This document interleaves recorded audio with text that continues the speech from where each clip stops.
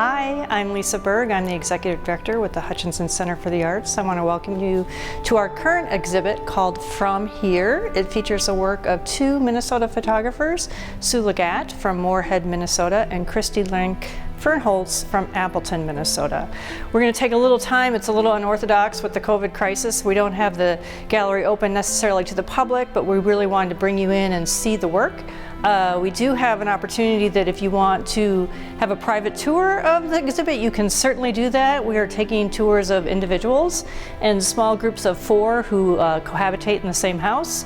You can contact us at our email, and I'm sure they'll put that on the bottom of the screen here, and set up a private appointment to tour the gallery. In the meantime, I'm going to walk you through a little bit of this work.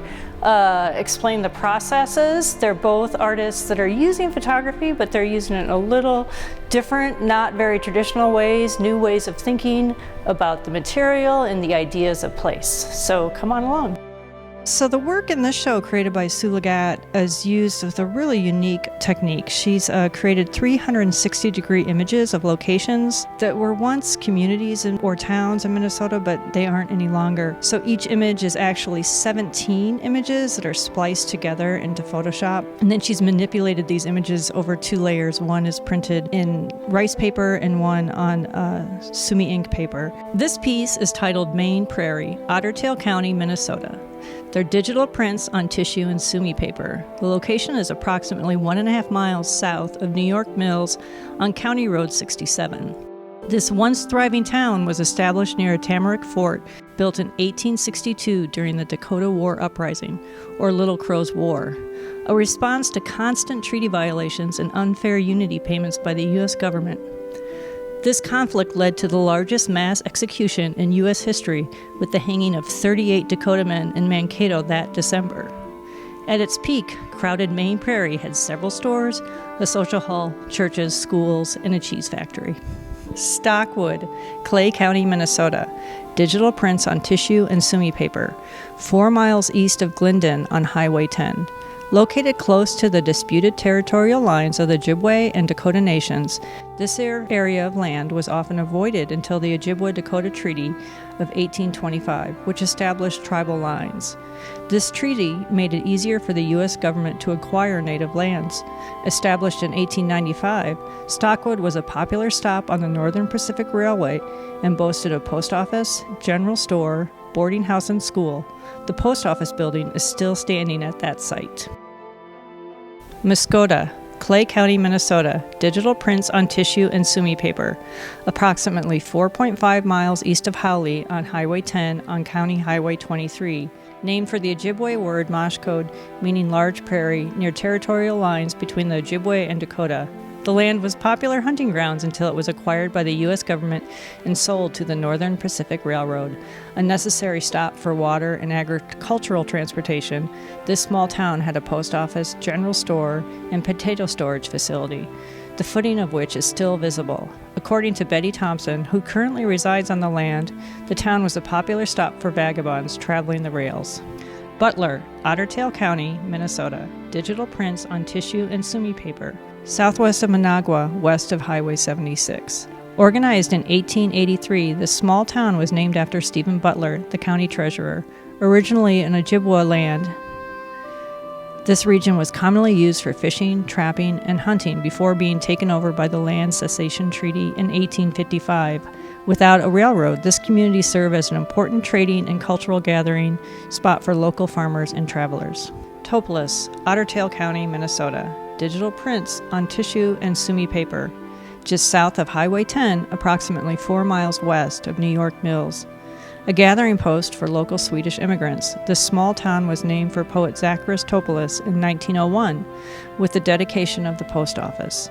Not far from more successful neighboring towns, the post office was only in operation until 1916. The town faded away shortly after.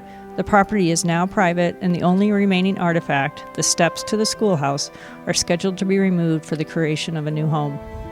My name is Sue Leggett. I currently live in Moorhead, Minnesota, which is right on the Red River opposite of Fargo, North Dakota. I was born in Little Falls or Flensburg. I grew up in Perham, which is kind of by Detroit Lakes and Lakes Country. My family is from Swanville and St. Stephen, central Minnesota. I lived and worked in Duluth for a while. And I'm a fifth generation Minnesotan. The original family homestead from the 1850s is still in the family because we're that stubborn. But I take a lot of pride in that family history, and I'm more and more talking about the conflicting emotions between the pride in your family coming to the country with nothing and clearing the land and establishing a farm, but the conflict of that with knowing that your family only got that land because of the Homestead Act and that land was taken from the native peoples. So I'm trying to talk about that more and just, put it out there and just acknowledge these conflicting emotions that I think a lot of people probably have. So the work that's on display now touches on that a little bit. Somewhere around 2003, I got tired of the fine art studio educational background saying, find your story, tell your story, find your voice. And I became far more interested in other people's stories. So that's what I started to do with photography, is using it as a tool to create narrative and convey something that people maybe weren't sure how they wanted to convey, and elevating the idea of the photograph beyond an object or documentation, but making it a catalyst for communication. So the images that are here, in this show from here, are actually 360-degree panoramas of locations where towns used to be in Minnesota. And I'm photographing them digitally and piecing them together in Photoshop. So they're actually roughly 17 individual images that are seamed together as one in Photoshop. And then I'm separating the man-made from the man-manipulated. The man-manipulated mainly being earthen features, and the man-made being, concrete, industrial, those types of elements. Printing those two layers onto different types of tissue paper. One is tissue and one is rice paper, mostly because I didn't want them to register back up again. So when you put ink on such delicate paper, it expands, and when it dries, it contracts, but not at the same way it expanded. And these two papers expand and contract at different ratios. So no matter how you line them up again, they'll never register perfectly, because I wanted there to be this discrepancy and this disconnect between the man-made and the man-manipulated, what is permanent and what is fleeting.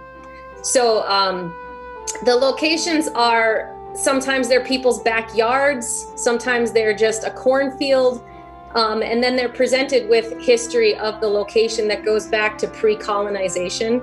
I'm a fifth generation Minnesotan, and I feel like I know nothing about my home state.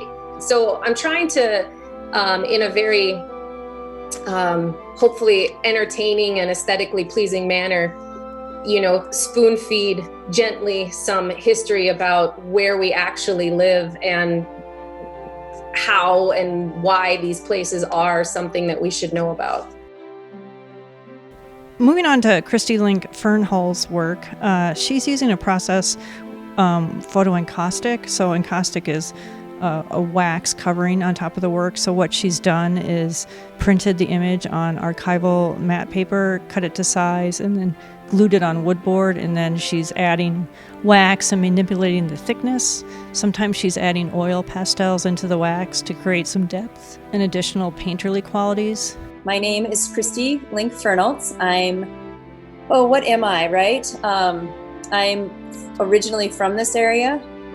So I was born in North Dakota, but I was raised in Milan, which is not very far down the road here from Appleton. I live in the middle of the prairie, so a lot of my work is of the prairie. I really enjoy going out and just walking around and watching the different plants that are blooming. I'm surrounded by small towns, so that's definitely the places that I'm connected to. So the work that's showing right now, a lot of it is through a SMOT grant that I received a couple of years ago. And the grant was written with the idea that I wanted to try something new, branch out. And I think SMOT does such a good job of giving artists support to do something different, and they support you with funding, and they also support you by saying, hey, I'm doing this, and at the end of it I'm gonna have a show. I know I need that. So what I ended up doing is I started looking at different things that I wanted to try, and something that I wanted to try for a long time was encaustic. And I found that a friend of mine who was willing to teach me. So I went over to Deb's one day, and she just taught me how to do it, and I started experimenting with photos and trying to figure out how I wanted to make it work for myself. So what I ended up doing with this project was taking a photograph, and I didn't cut my photographs up. You can do a lot of collage work, but with the work that I ended up doing was one photo and keeping it pretty straight, and then using the beeswax, the wax medium over the top, and just layered it and was able to manipulate it in different ways. I also added oil pastels in there sometimes to paint. And some of them don't have any oil pastels, but some of them have some, added highlights. So that's what that work is of. There are some non-encaustic images in the display as well. The 2020 Visual Arts Exhibition Series is made possible in part by the voters of Minnesota through a grant from the Southwest Minnesota Arts Council, thanks to a legislative appropriation from the Arts and Cultural Heritage Fund.